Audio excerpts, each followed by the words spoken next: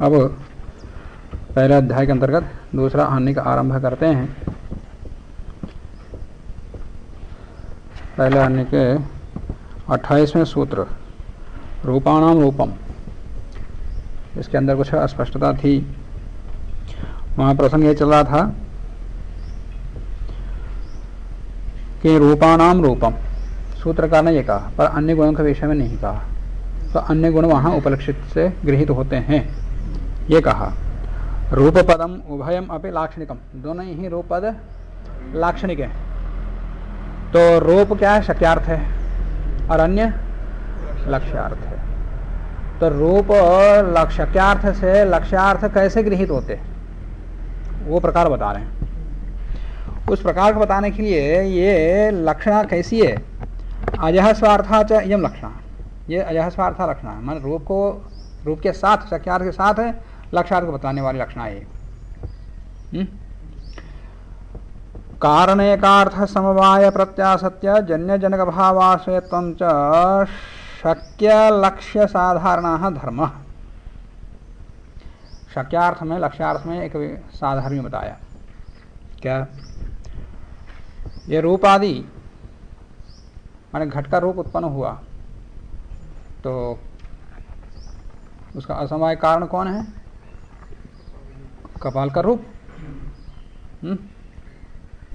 तो कपाल का रूप है तो वो कपाल क्या है? कारण है। तो कारण एकार्थ समवाय, और वैसे ही कपाल का गंध है, घट की गंध को उत्पन्न करेगा। कपाल की संख्या, कपाल संख्या छोड़ो, कपाल का परिमाण, कपालों का परिमाण घट के परिमाण को उत्पन्न करेगा। ऐसे ही रस, कपाल का रस, घट के रस में जो भी है अवयव में विद्यमान रूप रस गंध स्पर्श आदि गुण अपने अपने सजातीय गुणों को कार्य द्रव्य में उत्पन्न करते हैं। तो ये सारे कारण एक कारण में रहने वाले हैं। कारण एकार्थ समवाय प्रत्यासत्य, ये सारे एक कारण में, कारण एक अर्थ एक ही पदार्थ में समवाय संबंध से रहने वाले होने से, प्रत्यासत्य में सामान्य अधिकरण ने कह सकते, क्योंकि सब उसी में रहने वाले हैं। कारण रूपी एक अर्थ में समवाय संबंध से सामानाधिकरण्य से विद्यमान होने से जन्य जनक भावाश्रयत्वम, तो जन्य जनक भाव रहता है, रूप रूप का, गंध गंध का, रस रस का, इस प्रकार। तो जन्य जनक भाव आश्रयत्वम च, और इनके अंदर जन्य जनक भाव संबंध भी होने से शक्य लक्ष्य साधारण धर्म, तो इन सब में शक्य में रूप को, और अन्यों में लक्ष्यार्थ, इन शक्यार्थ में लक्ष्यार्थ में ये साधर्मता है क्या? कारण में रहते हुए अपने सजातीय गुण को कार्य द्रव्य में उत्पन्न करते हैं। ये धर्म इन सब में है। तेना, इससे क्या होगा? इन सब ग्रहण हो जाएगा। रूप रस गंध स्पर्श स्नेह सांसिधिक द्रवत्व एक पृथक्त्वानि संगृह्यन्ते, ये गृहीत होंगे रूप से। ये तो बता दिया उपलक्षण से क्यों गृहीत होते। एते ही कारणे वर्तमानाः कार्येषु समान जातीयकम एव, ये सारे कारण में विद्यमान होते हुए कार्यों में समान जातीयकम एव गुणम आरभन्ते, समान जातीय गुण को ही आरंभ करते हैं, विजातीय को नहीं, रूप को रस को नहीं, रस गंध को नहीं। रूप को ही उत्पन्न करेगा, रस रस को ही, गंध गंध को ही, इस प्रकार। और द्विधा असमवाय कारणम गति, ये असमवाय कारण की गति का एक प्रकार तो बता दिया। कारण एक असमवाय प्रत्यासत्य, ये सारे असमवाय कारण हैं रूप सादी, कपाल में रहते हुए उनको उत्पन्न करते। एक प्रकार का असमवाय कारण ये है। दूसरा कार्य एकार्थ प्रत्यासत्ति से रहने वाले असमवाय कारण है। क्वचित तो कार्य एकार्थ प्रत्यासत्य असमवाय कारणत्वम, जैसे पार्थिव परमाणु का रूप एक अपाकज रूप भी होता, अपाकज रूप भी होता।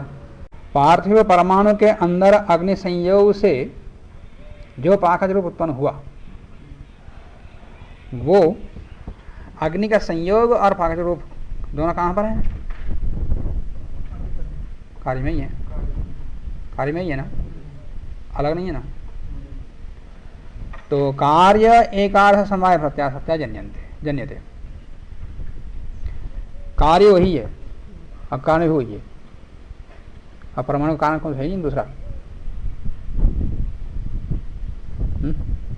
परमाणु तो एक द्रव्य है, उसके अंदर पहले से एक रूप था, अग्नि के संयोग से दूसरा रूप आया।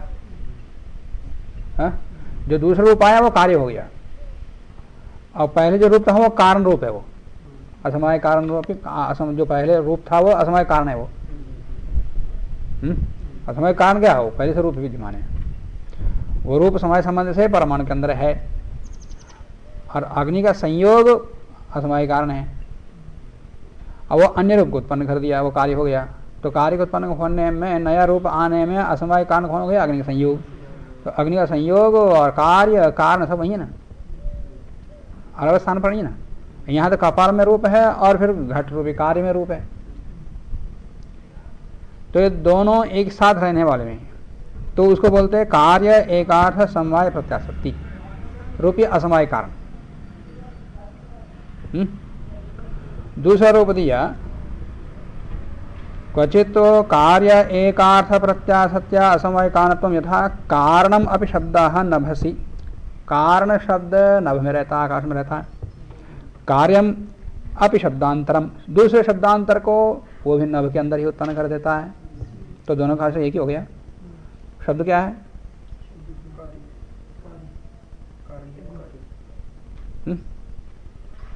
शब्द का समय कारण कौन है? आकाश। और असमवाय कारण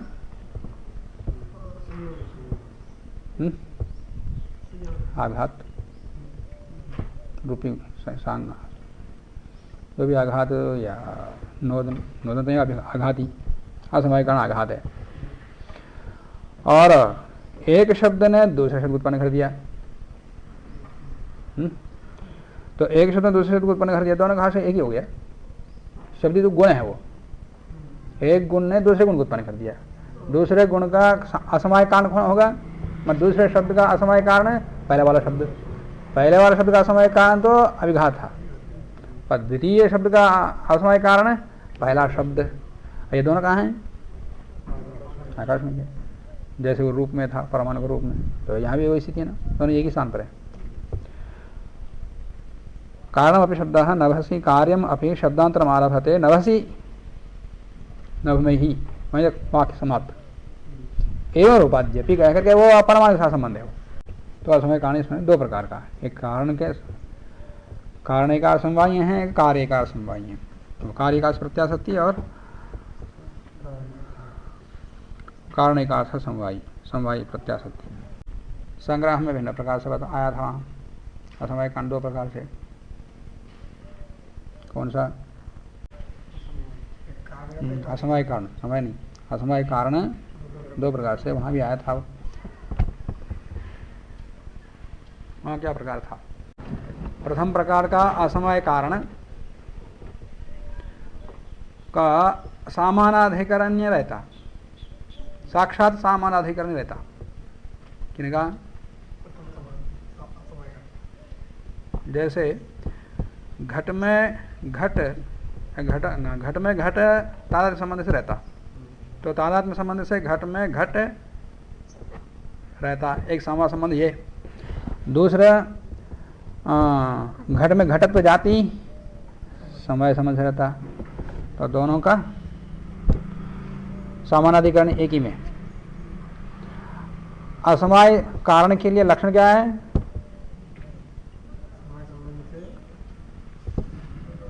समवाय कारण में समेत होता हुआ समवाय संबंध से कार्य को उत्पन्न करना, यह असमवाय कारण का लक्षण है। क्या सुनाया?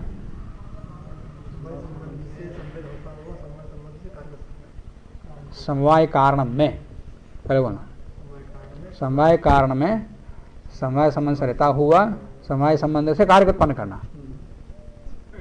तो समवाय का मतलब समवाय द्रव्य में, जैसे उदाहरण के रूप में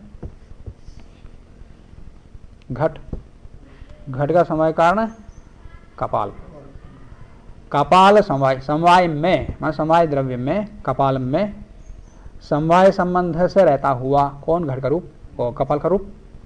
कपाल का रूप समवाय संबंध से समवाय द्रव्य में रहता हुआ समवाय संबंध से घट का रूप उत्पन्न करेगा। तो यह है समवाय संबंध का लक्षण।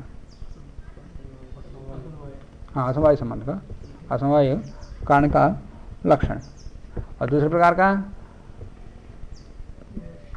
संयोग जो है वो समवाय संबंध से रहता हुआ घट को उत्पन्न करता है। परिमाण, घट परिमाण में असमवाय कारण कपाल का परिमाण है। पर अब इन दोनों परिमाणों का सामान्यीकरण नहीं है, यहाँ पर साक्षात नहीं है, परंपरा है। कैसे? कपालनिष्ठ परिमाण निरूपित, कपालनिष्ठ परिमाण, कपालनिष्ठ परिमाणनिष्ठ कारणता निरूपित कार्यताश्रय परिमाणाश्रय घट परिमाण। तो घट का परिमाण घट में, कपाल का परिमाण कपाल में, यह सामान्यीकरण नहीं है ना। और घट का परिमाण का कारण कपाल बनता है परंपरा से, साक्षात नहीं। तो ये भी असमवाय कारण है, वहाँ उस प्रकार से बता दिया था। ये भिन्न प्रकार से यहाँ वर्णना है। आगे पहला सूत्र है द्वितीयान्निक का, कारणाभावात् कार्याभाव। इसकी उत्थानिका के रूप में भाष्यकार कहते हैं, उक्ताः द्रव्य गुण कर्माख्याः पदार्थाः। तीन पदार्थों का वर्णन हो गया। कौन कौन से और कौन से बचे हुए हैं? और अभाव भी। भाव पदार्थों में तीन बचे हुए हैं, अभाव पदार्थ भी बचा हुआ। और उनमें तीन पदार्थों का सामान्य भी बता दिया, वैधर्म्य भी बता दिया। कौन किसका समय कारण बनता है, कौन किसका असमय कारण बनता है, यह भी बता दिया। सामान्यम च एषाम अभीतम, विशेषस्तु वैधर्म्य तो तत्प्रत्यनीक भावात प्रतिपत्तव्य।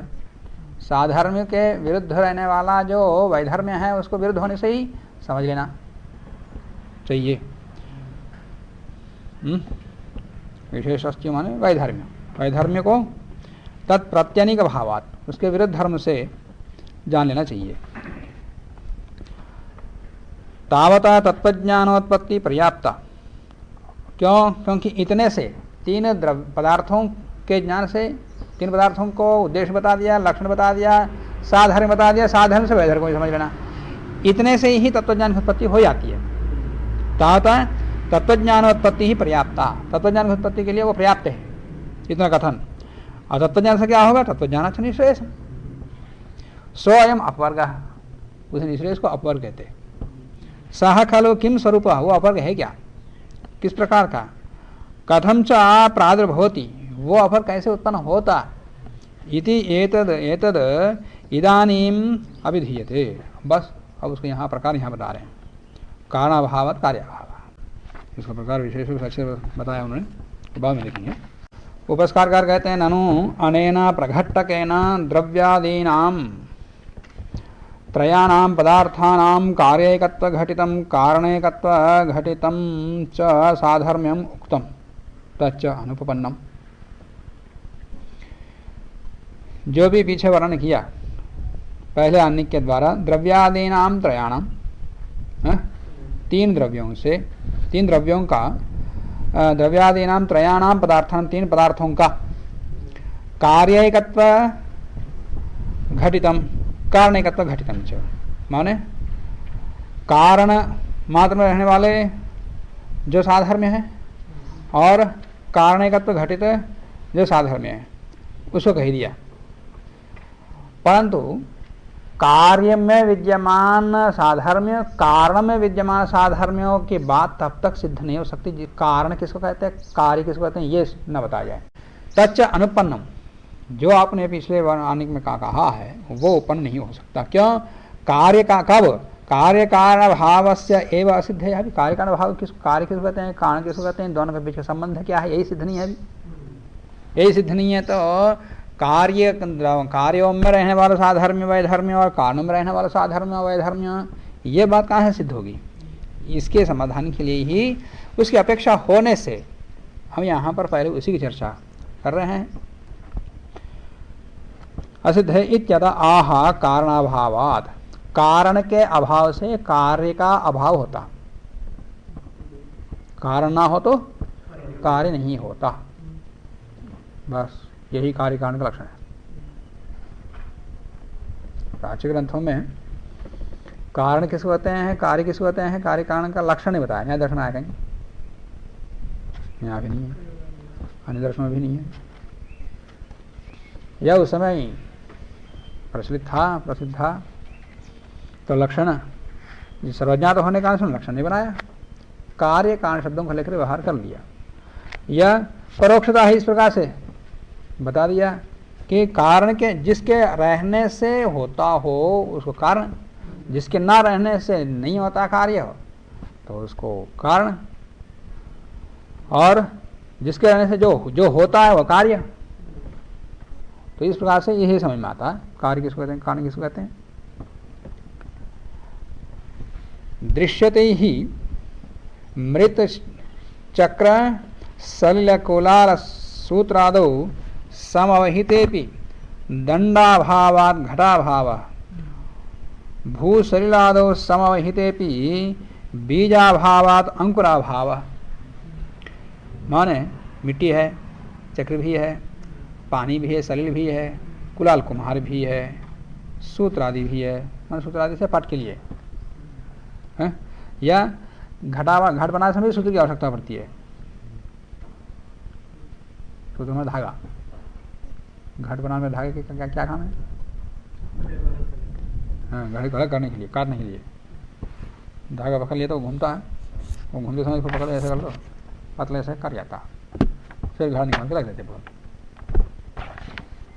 तो इन सबके विद्यमान रहने पर भी घट बन नहीं बनता है। कब? दंड ना हो तो। चक्र घुमाने के लिए डंडा ही नहीं, सारे हैं, दंड आदि सब हैं पर पानी नहीं है। तो इस प्रकार है, जो भी आवश्यक, अत्यंत आवश्यक साधन है उनमें से एक के भी अभाव से घट नहीं बनता। इसका मतलब घट की उत्पत्ति में उनमें से हर एक द्रव्य है, ये जान जा रहा। तो इसमें उसमें कारण है, ये कार्य कारण के विषय में अलग से बता दूंगा। समहितेपि दंड अभावात् घटाभावः, दंड के अभाव से, इन सबके रहने पर भी दंड के अभाव से घट का अभाव हो जाता है। वैसे ही भूसलिलादौ, भूमि है और पानी भी है, इनके रहने पर भी बीज ना होने से अंकुर नहीं होगा। भूमि है, बीज है, परंतु पानी नहीं है। भूमि है, बीज है, पानी है, पर धूप नहीं है, तो नहीं होगा। तो उसके लिए आवश्यक जो भी साधन है, कारण हैं, उनमें से एक के भी अभाव से वो कारण नहीं होता। इसका तात्पर्य है कि उसकी उत्पत्ति में हर एक द्रव्य आवश्यक है। ये जो बोध हो रहा बस उसी को कारण कहते हैं। कार्यते अनेन इति कारणम, सामान्य से कहा जाए तो जिसके द्वारा कार्य उत्पन्न किया जाता है उसको कारण कहते हैं। तो जो भी कारण बता दिया है कि यह व्यवहार में जाना जाता है कि जिन जिन कारणों से, किन किन कारणों से कार्य उत्पन्न होता है, तो कार्यते अनेन इति कारण, जिसके द्वारा कार्य उत्पन्न किया जाता है उसको कारण कहते हैं।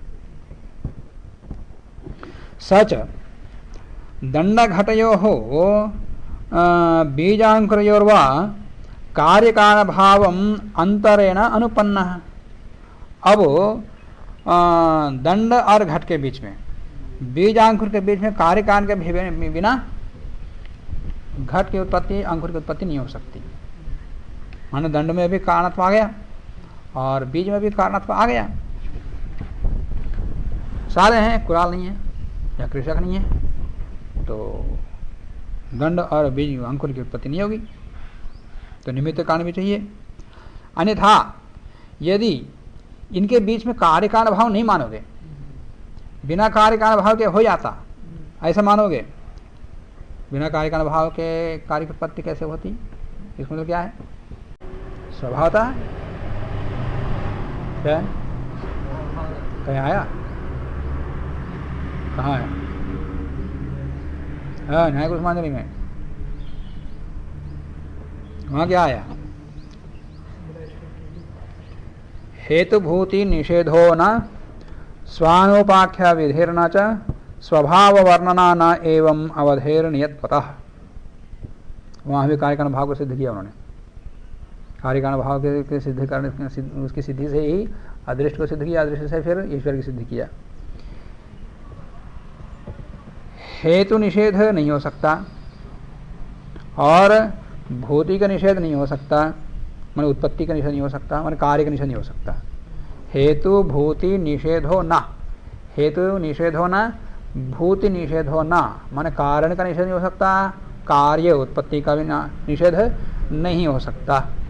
न स्वानुपाख्य विधि ही न हो गया, स्वानुपाख्य विधिर न च। स्वानुपाख्य माने अनुपाख्य अलीक शेषशृंग आदि, शेषशृंग है ही नहीं और उससे तीर बनाकर किसी को मार दिया।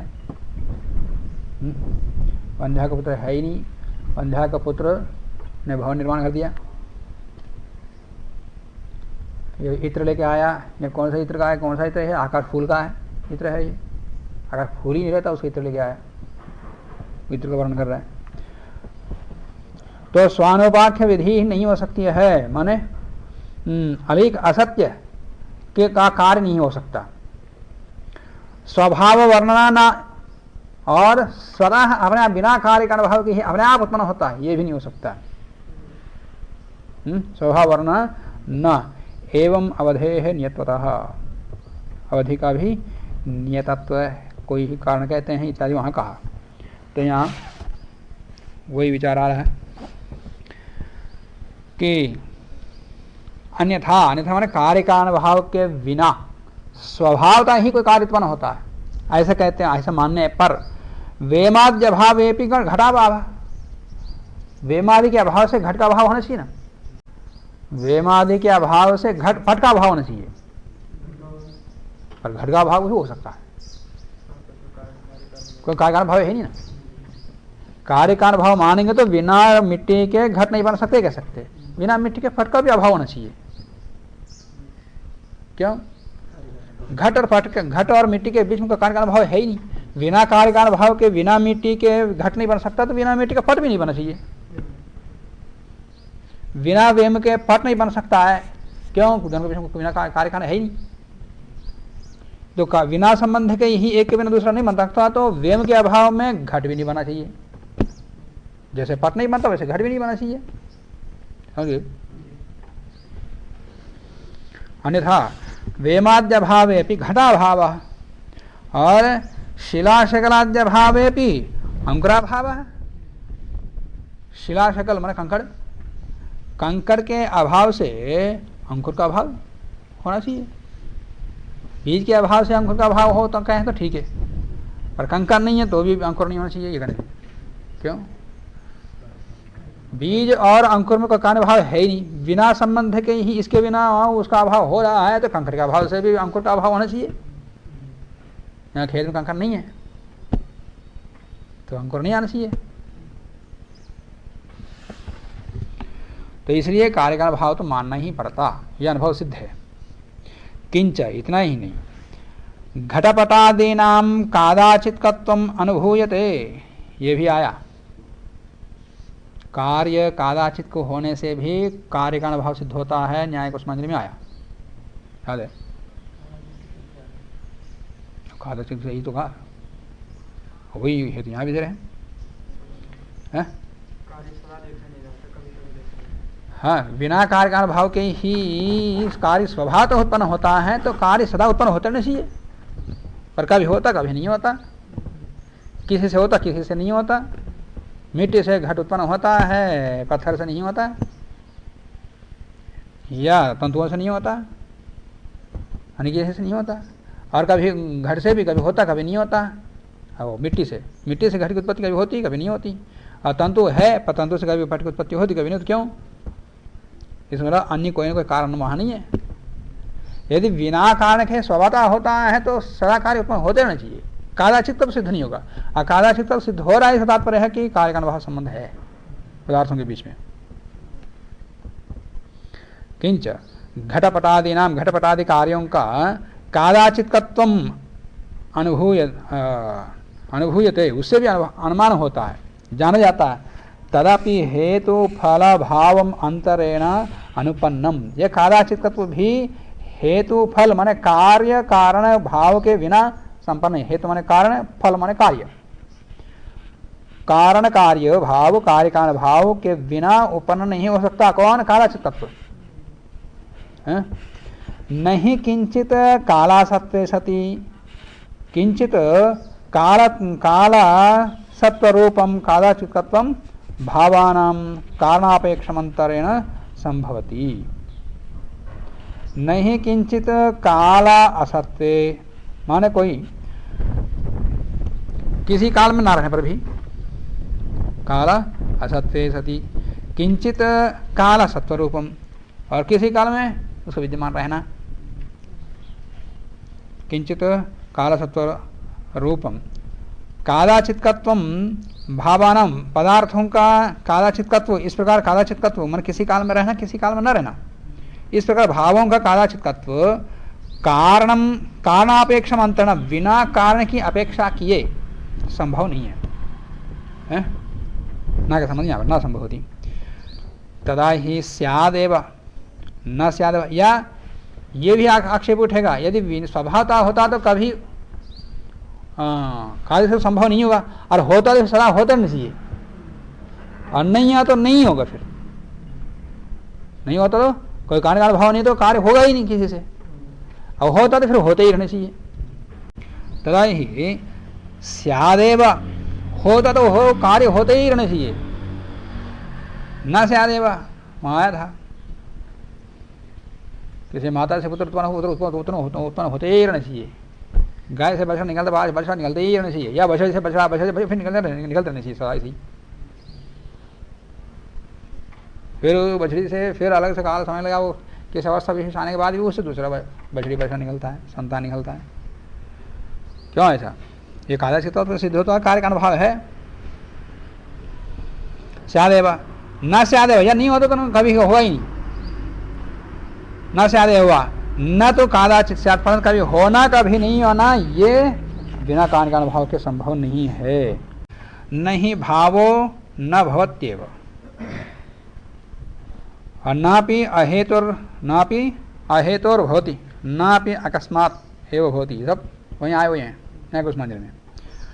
नहीं भाव, जो भाव है न भवत्येव, वो कभी होगा नहीं। ना भी अहेतु होती, बिना हेतु के कभी नहीं होता। ना भी अकस्मात, अकस्मात भी नहीं होता, अकस्मात एव होती। ना व निरुपाख्यादेव, निरुपाख्य से भी नहीं होता।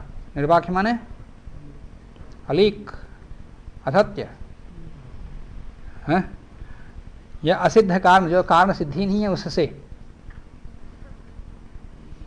निरुपाख्याद एव, जैसे शेषविषाण आदि भवती, शेषविषाण से कोई बाण धनुष आदि कुछ नहीं बन सकता, कोई काम, न किसी का हत्या हो सकती है, न कोई अन्य काम ले सकते उससे, साधन नहीं बनता। किंतु दंडवेमादेः सोपाख्यस्य निरुपाख्य नहीं, सोपाख्य, सोपाख्य माने सत्य, निरुपाख्य माने मिथ्या है, असत्य है, असोपाख्य माने सत्य। किंतु दंडवेमादि, दंडवेम आदि जो सोपाख्य अवधि है माने नियत है, अवधि माने नियत, वहां भी अवधि शब्द आया। किंतु दंडवेमादेः सोपाख्यस्य अवधेः नियत घटपटादौ, घटपटादि कार्ये दर्शनात्, इनके दर्शन में यही अवधि है, यही नियत है, नियत कारण है ये। दर्शनाद अवधिस्तु कारणमेव, जो अवधि है ना, जो नियत है ना, बस वही कारण है। अधिमान नियत, किसी कार्य के प्रति इनका रहना नियत है, अवधि है, तो बस वही कारण है। उस अवधि को ही, नियत को, नियतत्व को ही कारण कहते हैं। अवधिस्तु कारणमेव, तो कारण के अभाव से कार्य का अभाव होता है कह करके कारण का लक्षण भी बता रहे हैं, इसमें वो लक्षण का भाव निहित है। और जो उत्पन्न होता है नियत अवधि से, नियत कारणों से जो उत्पन्न होता है वही कार्य है। एवं कार्य कारण भाव अभाव, इस प्रकार के कार्य कारण भाव के न होने से प्रवृत्ति निवृत्ति ना से आता। अब यहां तत्वज्ञान में कार्य कारण भाव क्या संबंध है? जब तक कार्य कारण भाव नहीं समझा जाएगा, नहीं माना जाएगा, तब तक प्रवृत्ति निवृत्ति नहीं हो सकती।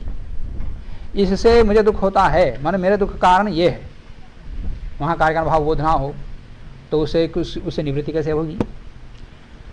या उससे मुझे सुख मिलता है, आनंद मिलता है, शांति मिलती है, इस प्रकार का शांति के, आनंद का, सुख का कारण ये है, ऐसा बोध है, तब तक उसमें प्रवृत्ति कैसे होगी? तो अभ्युदय में भी निश्रेयस के लिए भी, दोनों के लिए प्रवृत्ति नहीं होगी उसको।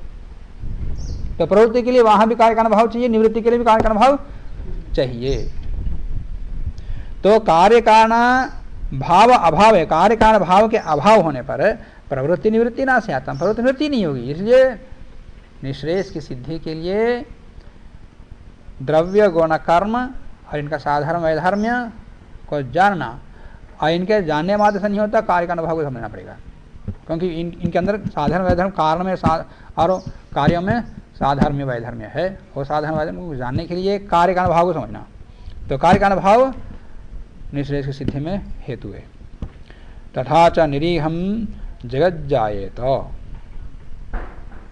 यदि कार्य कारण भाव ना होता ये सारा जगत निरीह ही हो जाएगा। निरीह माने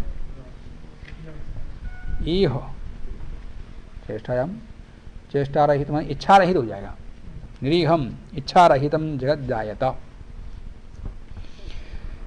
नहीं इष्ट साधनता ज्ञानम अंतरेण, इष्ट साधनता के ज्ञान माने ये अभीष्ट साधन है, ये अभीष्ट कारण है, का साधन है, कारण है। तो नहीं इष्ट साधनता ज्ञानम अंतरेण, ये इष्ट साधन है, इस प्रकार के ज्ञान के बिना प्रवृत्ति ही ना, प्रवृत्ति नहीं होगी। अनिष्ट साधनता ज्ञानम अंतरेण निवृत्ति ना, अनिष्ट साधन के ज्ञान के बिना निवृत्ति ही नहीं। तो प्रवृत्ति निवृत्ति के लिए भी कार्य कारण भाव के ज्ञान होना अनिवार्य है। इसको विस्तृत रूप से न्याय को समझ में आया था। ये तो कार्य कारण भाव को समझाया संक्षेप में, विस्तृत रूप से फिर दोबारा देख लेना न्याय को समझ ली। प्रारंभ में ही है 5वां श्लोक, 5वीं कारिका। उससे पहले वो पहला अनेक पूरा हुई है, कार्य कारण भाव से दिखाने के लिए है वो पहला स्तवक। भाष्य को देख लो, निश्रेयस के कारण को विस्तृत रूप से समझा दिया। तो सूत्र को उठाने का बता दिया था कार्य कारण भावात कार्यभाव, कारणभावात कार्यभाव। कारणस्य मिथ्या जानादे, कारण का, कारण कौन है यहाँ पर? दुख का मिथ्या ज्ञान, मिथ्या जानादे अभावात कार्यस्य अभाव, कार्य समाने दोष अभाव, मिथ्या ज्ञान से जो दोष उत्पन्न होते हैं वो दोष हट जाएंगे। दोष कौन है? तो कारणस्य मिथ्या जाने, मिथ्या जानादे, मिथ्या ज्ञान आदि कारण के अभावात से, अभाव से, कारणाभावात सूत्र का ने कहा। तो कौन सा कारण है? मिथ्या ज्ञान आदि कारण के अभाव होने से कार्य का अभाव हो जाएगा। कार्य होने दोष, दुख जन्म प्रवृत्ति दोष मिथ्या ज्ञानानाम उत्तरोत्तरापाये तदंतराभावात् अपवर्गः। दुख का कारण जन्म, जन्म का कारण प्रवृत्ति, प्रवृत्ति का कारण दोष, दोष का कारण मिथ्या ज्ञान, मिथ्या ज्ञान का कार्य, मिथ्या ज्ञान का कार्य दोष, दोष का कार्य प्रवृत्ति, प्रवृत्ति का कार्य जन्म, जन्म का कार्य दुख। कारण के अभाव से कार्य को बताना, तो पीछे से आना पड़ेगा। तो कारण अभाव कार्य अभाव दोष से अभाव। आत्मा खलो अपेत धर्म स्वभाव शुद्ध तत्वम, ये सांख्य सिद्धांत के अनुसार, सांख्य की भाषा में बोल रहे हैं, सांख्य भाषा तात्पर्य जैसे सांख्य की व्याख्या करने वाले लोग हैं उनके अनुसार आत्मा जो है शुद्ध स्वरूप वाला है। आत्मा खलु अपेत धर्म स्वभाव शुद्ध तत्वम, आत्म तत्व जो है स्वभावतः शुद्ध है, नित्य शुद्ध बुद्ध मुक्त स्वभाव जो कहते हैं। कामादयः सुखादयश्च मनसः धर्माः, धर्म मतलब धर्म जिसमें से हट गया हो। अब बता आत्मा खलो अपे धर्मा का, धर्म जिसमें से अपेद हो गए, नष्ट हो गया हूँ। कौन सा धर्म? कामादय सुखादयश्च मनसः धर्म, ये सब मन के धर्म है। ऐसे धर्म जिसमें मन के धर्म जिसमें से हट गया हूँ, मन के धर्मों को वो आपने आरोपित कर रहा है आत्मा, तो वो मन के धर्म हट गया हूँ। तो कामादयश्च सुखादयश्च मनसः धर्माः अनात्मनि आत्माभिमानात्, अनात्मा मन को आत्मा समझने के कारण से है, अनात्मनि आत्माभिमानात् अनादि अभिमानाद अनादि मिथ्याजानात् आत्मनि अवभासन्ते। तो वो सारे सारे धर्म आत्मा में अनादिकाल से मिथ्याज्ञान आ रहा है कि मन को आत्मा समझ लेना, मन को आत्मा समझना का मिथ्याज्ञान है। वो मिथ्याज्ञान अनादिकाल से आता जा रहा है, कब से नहीं पता। तो तब से लेकर के तब तक है वो आत्मा समझ ले तो आत्मा में ही ये धर्म है, ऐसा समझता है। तो आत्मनि अवभासन्ते, कौन वे धर्म? सुख दुखादि। लौहित्यादयः इव स्फटिके दर्पण मालिन्यादयश्च इव मुखे। ये ऐसा ही है जैसे स्फटिक शुद्ध रूप में श्वेत वर्ण वाला है, पर उसके सामने जपा कुष्म रखें, लाल कुष्म रखें, तो वो लाल वर्ण उसके अंदर दिखाई देता है। उसी प्रकार के आत्मा शुद्ध है, पर धर्मवान सुख दुख इच्छा द्वेष राग आदि से युक्त जो मन है, मन के संसर्ग से आत्मा के अंदर देखते हैं, ऐसा सांख्य के व्याख्याकार कहते। तो उसको सांख्य के सिद्धांत के नाम से लोग कहते। तो लौहित्यादय और दर्पण मालिन्यादय है वो मुखे। अब मलिन दर्पण मुख देख करके अरे मेरा मुंह गंदा है, ऐसा का, तो दर्पण के मालिन को अपने मुंह के अंदर आरोपित कर लिया। तो वैसे ही मन के धर्मों को अपने में आरोपित कर लिया, ये मिथ्या ज्ञान के कारण से। सो अयम आत्मा अभेदेन मन प्रतिसंधान, मन आत्मा मन का संधान करता हुआ, मन को ही आत्मा समझता हुआ, शरीर आदिकम च, मन को ही नहीं शरीर को ही आत्मा समझता हुआ, सर्वार्थकारिणम उपकार भावाद आत्मानं मन्यमानः प्रिया प्रिय रहितोपि शरीरादेः अनुकूलम प्रतिकूलम च अर्थम अर्थयते द्वेष्टि च।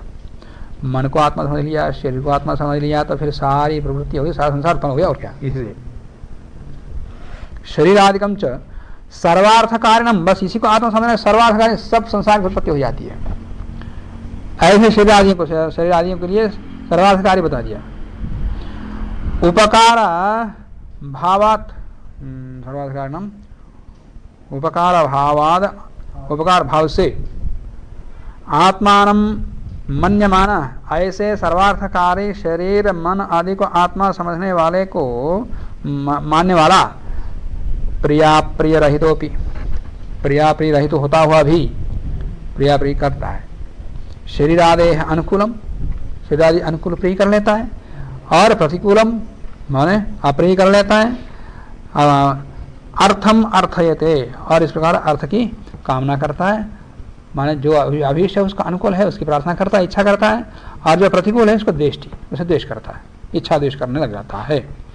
अतः प्रवर्ते, फिर उसका प्रवृत्ति हो जाती है। पहले उसका जन्म हुआ, मिथ्याज्ञान पीछे से आओ, पीछे से मिथ्याज्ञान से प्रवृत्ति हुई, दोष हुआ, दोष से प्रवृत्ति हुई, फिर प्रवृत्ति, और यहाँ प्रवर्तते कह दिया था, प्रवर्तते प्रवर्तमान, प्रवृत्त होता हुआ धर्मम अभ्युदय साधनम, तो प्रवृत्त होता हुआ धर्माधर्म करता है, जो कि अभ्युदय का साधन है। धर्मम अभ्युदय साधनम, अधर्मम च अनभ्युदय हेतु, मन दुख का नरक का कारणभूत, अनभ्युदय का कारणभूत अधर्म का आचरति, उसका आचरण करता है। आचरण करता हुआ तत्फल ही, फिर धर्माधर्म के फलों से, कौन सुख दुखों से, मनोगत ही एवं सुखिनम दुखिनम च आत्मानं मन्यते, यदि सुख दुख मन के पर अपना मान लेता हो। सो अयम इत्थम अनवरतम, इस प्रकार से अनवरत लगातार धर्म फल उपभोगार्थम भवति, इसका धर्म और अधर्म के फल के उपभोग के लिए हो जाता है, उत्पन्न होता है, उत्पन्न होकर के भूतवा म्रियते, मर जाता है, मृत्वा मर करके पुनः भवति, फिर पुनः उत्पन्न होता है, पुनर्भूत्वा पुनर्म्रियते, बस ये जन्म परंपरा चलती जा रही है। इति एवं अनिशम आवर्तमानः न स्वस्थ भाव आपद, इस प्रकार के लगातार निरंतर चलता हुआ उसी में फंसा रहता है, कभी स्वस्थ भाव को प्राप्त नहीं करता, सुख मोक्ष को प्राप्त नहीं करता। अथा विषय दोष दर्शी विरज्यते, इस प्रकार के सभी विषयों को जो देख लिया, विषय दोष दर्शी, इस प्रकार के बाह्य संसार के विषयों को देखने वाला, विषय के अंदर रहने वाला दोष दर्शी विरक्त हो जाता, विरक्ता है, विरक्त से तद्धानम इच्छति, उसको छोड़ना चाहता है। अभी तक तो संसार बता दिया, संसार से मोक्ष की तरफ ले जा रहे हैं। इच्छन मैं छोड़ने की इच्छा करता हुआ तद उपायम अवधारित, इसको छोड़ना हो तो उसका उपाय चाहिए। वो उपाय क्या है, वो उपाय यहाँ नहीं बताएंगे क्योंकि इस शास्त्र का कार्य नहीं है, तो उसका उपाय तो फिर सांख्य योग में आएगा, योग में आएगा। तो इच्छन तद उपायम अवधारित, उसका निश्चय करता, अवधार्य निश्चय करके तत्वज्ञानाय हेतुते, फिर तत्वज्ञान के लिए प्रयत्न करता है। यतमानस तत्वम जानाति, यत्न करता हुआ तत्व को जान लेता है। तत्वज्ञानम च, उस तत्वज्ञान को होने मात्र से नहीं होता, तत्वज्ञान को वैसे बना के रखना पड़ता। तत्वज्ञान च दीर्घ कालाद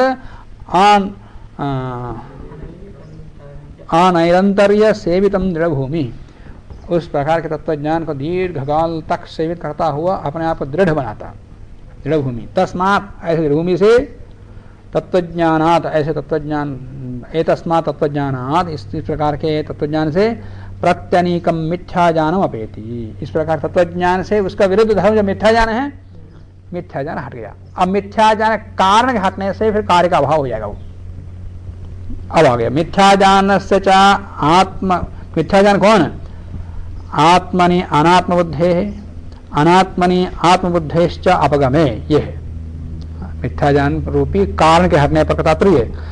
हेतु अभाव, इस प्रकार के हेतु के अभाव से, कारण के अभाव से दोषाः अपयंती, मतलब कार्य का अभाव, कारण के अभाव से कार्य का अभाव हो जाता। दोषाः अपयंती प्रवर्तना लक्षणा, प्रवर्तना लक्षणा नामक दोष रूपी कार्य नष्ट हो जाते हैं। परस्य इव शरीरादेः अपि सुख दुखाभ्याम न हृष्यति न च उपतप्यते, दूसरे शरीर के सुख दुखों से किसी को दूसरे को सुख दुख नहीं मिलता। उसी प्रकार से ये मन अलग है, मैं अलग हूँ, सुख दुख जो भी है उसके हैं, मैं क्यों सुख दुखी हूँ। दूसरे घर में कोई मरा है तो दुख उसको हो रहा, दूसरे आदमी नहीं होता, दुख नहीं होता। वैसा ही उसी प्रकार की भावना इसके अंदर, क्योंकि वो जो भी सुख दुख है वो मन का है, मेरा कहाँ है, क्योंकि उसको यथार्थ ज्ञान हो गया, ये समझ लगता है। परस्य इव शरीर आदि, दूसरे शरीर आदि के सुख दुखाभ्याम न हृष्यति, न सुखों से संतुष्ट होता है, न च दुखों से उपतप्यते, दुखी होता है। दोष से अपाय, इस प्रकार के दोष रूपी कारण के हटने पर, दोष का कार्य प्रवृत्ति है, तो प्रवृत्ति का अभाव हो जाएगा, प्रवृत्ति कार्य का अभाव हो जाएगा। दोष से अपाय प्रवृत्ति कौन, वाग बुद्धि शरीरारंभ अपेति, माने वाक बुद्धि शरीर से होने वाली जो प्रवृत्ति रूपी कार्य है वो भी हट जाती है। इच्छा द्वेष पूर्विका ही धर्माधर्म भवति, इच्छा द्वेष के पूरक ही धर्माधर्म की प्रवृत्ति होती है। सह खलो अयम आत्मानं तत्वतः जानानाः, तो आत्मा को तत्वतः यथार्थतः जानने वाला कस्य कामाय धर्माधर्म योग प्रवर्तेत, अब आत्मा को जान लिया तो फिर किसकी कामना के लिए धर्माधर्म करेगा। प्रवृत्ति अपाय, अब प्रवृत्ति हट गई, तो प्रवृत्ति हटने पर, प्रवृत्ति रूपी कारण के हटने पर उसका कार्य हट जाएगा। तो प्रवृत्ति अपाय कारणाभावात, इस प्रकार के प्रवृत्ति रूपी कारण के अभाव से जन्म अपेति, तो प्रवृत्ति का कार्य जन्म, तो जन्म हट जाएगा। जन्म अपाय, जन्म रूपी कारण के हट जाने पर दुख रूपी कार्य का भी अभाव हो जाएगा। जन्म पाए दुख संतानः अत्यंतम उच्छिद्यते, सरथाक, अत्यंत उच्छिद्य मतलब सरथाक ही नष्ट हो जाता है, फिर कभी दुख होगा ही नहीं। बस यही तो निश्चय, वही तो फर्क है, स्वयं फर्क है, यही तो फर्क है। कारणाभावाद अन्यस्य दुःखस्य उत्पत्तिर्न भवति आत्मनश्च स्वरूपेण अवस्थानम तदा दृष्टु स्वरूप अवस्थानम जो दर्शन दूसरा सूत्र, तो स्वरूप में अवस्थान हो जाता है स्वयं अपवर्ग, बस आत्मा में स्थिर हो जाना या परमात्मा में स्थिर हो जाना ही अपवर्ग है। ये सारा विषय न्याय दर्शन के अंदर कहा हुआ है। दुख जन्मा प्रवृत्ति दोष मिथ्या जानानाम उत्तरोत्तरापाये तदनंतर अभावात् अपवर्गः इति तंत्रांतर समाचाराच्च एतद् प्रतिपत्तव्यम। इस कारणाभावात् कार्याभावः को तंत्रांतर के इस सिद्धांत से जान लेना चाहिए। कथम पुनः अस्य मिथ्या जानम उदेति, तो इसका मिथ्या ज्ञान कैसे उत्पन्न हुआ इत्यत्र, इस विषय को प्रयोजन भाग हमारे यहाँ को बताना कोई प्रयोजन नहीं है। इस वैशेषिक दर्शन कोई वो मिथ्या ज्ञान हुआ कैसे, कैसे आ रहा है, ये वो तो अन्य शास्त्रों का काम है, वो हमारा नहीं है। कथम पुनः मिथ्या जानम उदेति इत्यत्र प्रयोजन भावात् अप्रवृत्ति है आचार्यस्य, आचार्य गण की प्रवृत्ति इसमें नहीं हुई, क्योंकि आप पदार्थ के तत्वज्ञान से निश्चय की सिद्धि करना, क्यों मिथ्या ज्ञान हट जाए। वो मिथ्या ज्ञान कैसे आया, जो आया उसको नष्ट करो, वो कैसे आया अन्य से जानो, समझ लो, हम नहीं बताएंगे, क्योंकि इनके सीमा है, अपनी सीमा में ही रहेंगे। तत्वज्ञानार्थम ही शास्त्र से आरंभ, क्योंकि तत्वज्ञान के लिए ही शास्त्र का आरंभ हुआ। तच्च यथावस्थितान एव मिथ्या जानवतः प्राण भेद अनधिकृत्य उपदिश्यते। तच्च, और वो शास्त्र का आरंभ तत्वज्ञान, तच्च तत्वज्ञानार्थम आरंभ, और वो तत्वज्ञान यथावस्थितान एव मिथ्या जानवतः प्राणभृद भेदान अधिकृत्य, माने जो प्राणी हैं उनको अधिकृत करके ही शास्त्र का आरंभ किया गया है।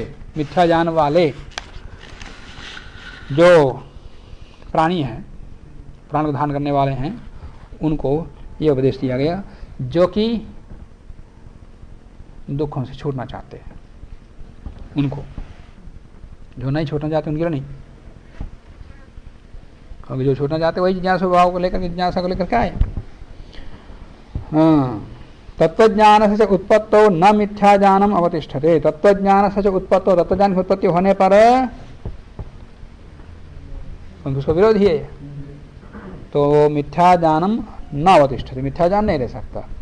तद अपायात, तो मिथ्या ज्ञान का अभाव होने से अपवर्ग निष्पत्ति, जैसे हमने बताया कारण का भाव से कार्य का भाव होता हुआ अंत में अपवर्ग की सिद्धि हो जाती है। नात्र मिथ्या ज्ञान निमित्तावगमस्य उपयोग। अब मिथ्या ज्ञान का निमित्त क्या है, वो निमित्त हटाए तो फिर मिथ्या ज्ञान हटेगा। अभी तो मिथ्या ज्ञान को लेकर कारा भाव से कार्य भाव से इधर चले गए अपवर्ग तक, फिर मिथ्या ज्ञान का कारण क्या है, उस कारण के हटाने पर मिथ्या ज्ञान हटेगा। तो ये प्रकार तो उसका कारण आदि चर्चा योग दर्शन आदि में। नात्र मिथ्या ज्ञान निमित्तावगमस्य उपयोग। मिथ्या ज्ञान निमित्तम अनवगच्छतोपि, मिथ्या ज्ञान के निमित्त के न समझे भी दशमस्य तत्वज्ञानोत्पत्त्या, दशम को जैसे तत्वज्ञान की उत्पत्ति हो जाती है वैसे ही मिथ्या ज्ञान उपरमेण, मिथ्या ज्ञान के समाप्त होने पर दुख निवृत्ति उपलब्ध है, दुख निवृत्ति की उपलब्धि हो जाती है।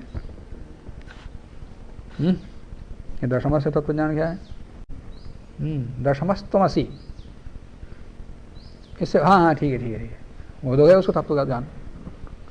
10 लोग मिलकर जंगल में चले गए, घूम घाम करके आए, फिर अंत में लौट के चलने का समय हुआ तो सब लोग आए कि नहीं आए, गिनती कर रहे हैं, 1 2 3 4 5 10 9 हो गए, अरे 9 ही हैं, अरे 9 कैसे, एक दूसरे ने गिन लिया, आपने तो छोड़ के सब गिन रहे हैं, तो सब लोग गिनते सभी 9 हुए, सब परेशान।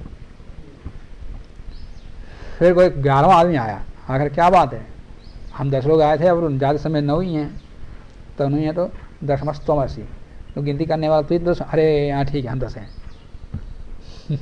तब तो ज्ञान बोध हो गया। इसी प्रकार से आत्मा शुद्ध है, बुद्ध है, मुक्त है, पर बद्ध है ही नहीं, जो अपने आप को बद्ध समझ रहा है। अब उसको किसी ने जान करा दिया शास्त्रकार ने, हे तुम बद्ध है ही नहीं, हाँ ठीक है मैं बद्ध नहीं हूँ, मुक्त हूँ, बस बोध हो गया, तब तो ज्ञान हो गया उसको,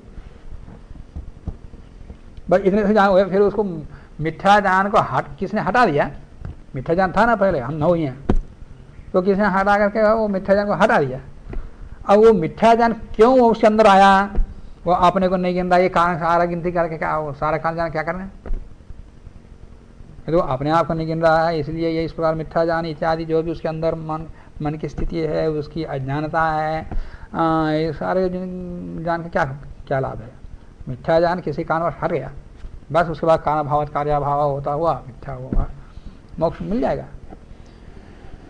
तो आत्मा को अनात्मा को आत्मा, आत्मा को अनात्मा समझने के मिथ्या ज्ञान है, ये बोध किसी ने करा दिया, शास्त्र ने, शास्त्रकार ने, आचार्य ने, गुरु ने, जो भी करा दिया, तो उससे फिर कारणभाव कार्याभाव से मोक्ष तक पहुंच गया।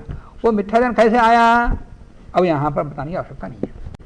ना वै खलो अयम अपवर्गः नाम अर्थनीय पुरुषस्य, कोई आक्षेप कर रहा है, ये भी न्याय दर्शन में आया वासना भाष्य में।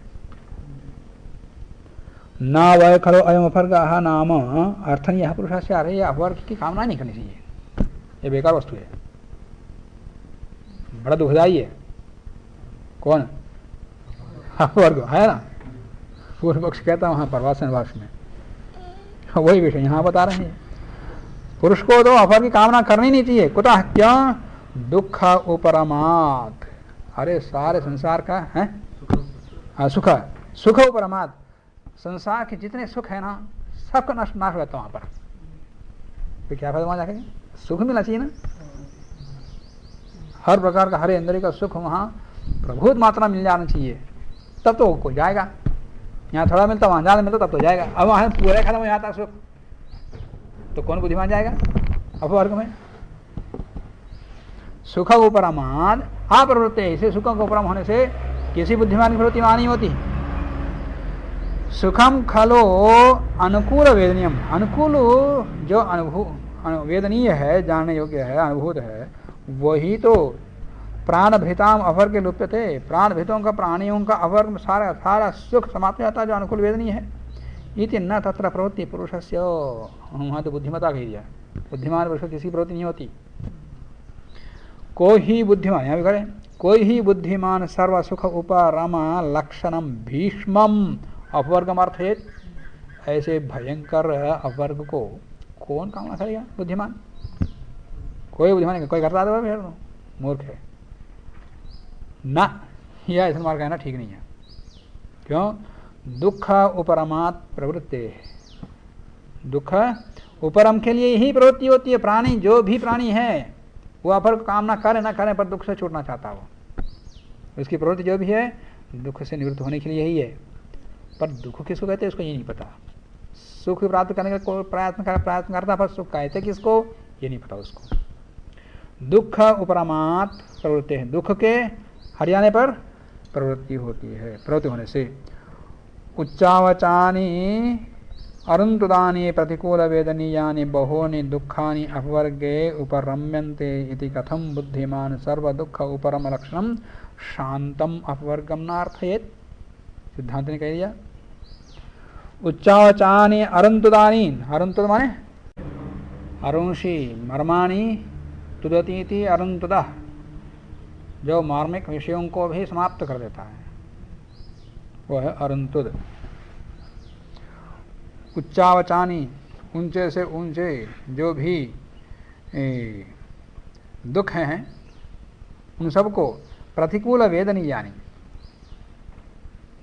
ये अरुन्तुद हैं, ये दुख सब हैं, ये सारे सारे तुद तो हमारा कितना बड़ा परम ऐश्वर्य को समाप्त कर दिया इसने,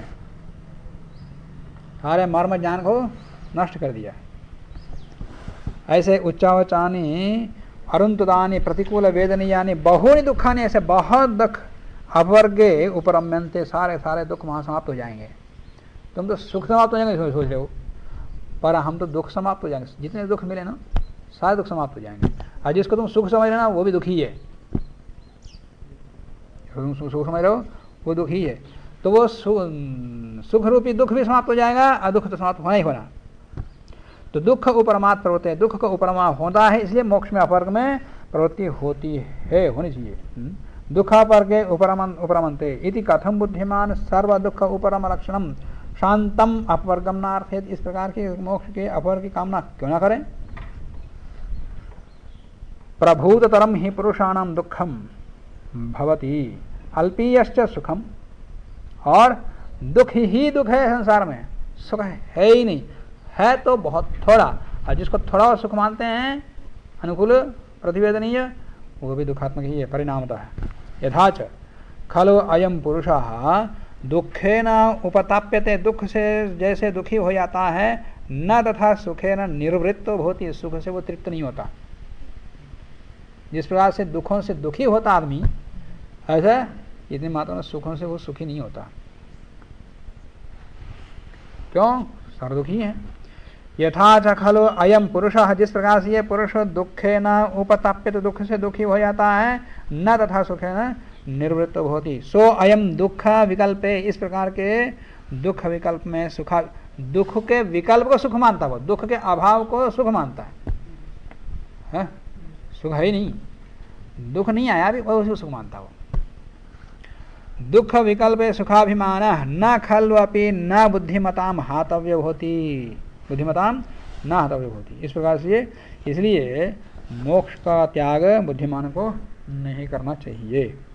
दृश्यते खलु अनर्थम बलवंतम सोढ़ुम अक्षमाः तन्मात्रा विवृत्सया उद्बंधनादिभिः आत्मानं व्यापादयन्ति थी। दृश्यते खलु, ये भी देखा जाता है क्या? अनर्थम बलवंतम, बहुत प्रबल बलवान जो अनर्थ है उसको सहन करने में असमर्थ, सोढ़ुम अक्षमाः तन्मात्र निविवृत्सया, उतने दुख मात्र से निवृत्त होना चाहता हुआ, निवृत्त होता हुआ, निवृत्त की इच्छा करता हुआ, उद्बंधनादि भी आत्मानं व्यापादयन्ति, उस उन प्रकार के उद्बंधनों से, सब प्रकार के बंधनों से वो मुक्त होना चाहता, अपने आप को मुक्त करना चाहता है। इसलिए इस शास्त्र की प्रवृत्ति है कारणाभावात् कार्याभावः, जिसके रहने से जो कार्य उत्पन्न होता है उसको कारण कहते हैं, जिसके रहने से जो उत्पन्न होता है उसको कार्य कहते हैं। ये भी यहाँ पर परोक्षतः कार्यगण का लक्षण भी द्योतित हुआ, और साथ में तत्वज्ञान के उपयोगी लक्षण ही बता दिया। कारण के अभाव से कार्य का अभाव हो जाएगा। कार्य का अभाव करना चाहते हो तो पहले कारण को हटा दो, कार्य को हटाने के पीछे मत लगो, ये बता दिया।